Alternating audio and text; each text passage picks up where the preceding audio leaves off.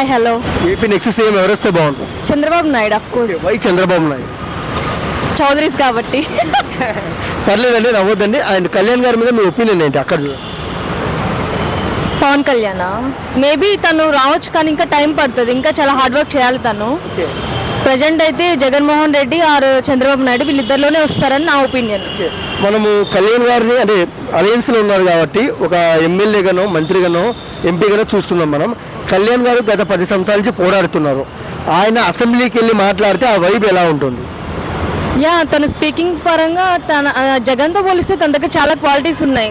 Compare to CM Jagan కంటే తినే best.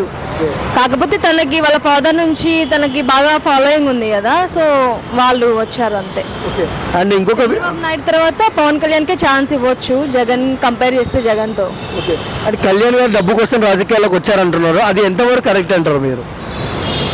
డబ్బు కోసం అనేది అదైతే కాదు. తనకి సోషల్ అదే లైక్ ఏమంటారు హెల్పింగ్ నేచర్ ఎక్కువ. తను ఏదో చేద్దామని ప్రూవ్ చేసుకుందాం అనుకుంటున్నాడు. అంటే ప్రజలకు ఏదో ఒకటి చేయాలి, తనకి పదవి ఇస్తేనే కదా ప్రూవ్ చేసుకుంటాడు. సినిమా అంటాడు, రాజకీయం అంటాడు, టైంపాస్ రాజకీయాలు చేస్తున్నాడని రోజా గారు అన్నారు, మీరేమంటారు?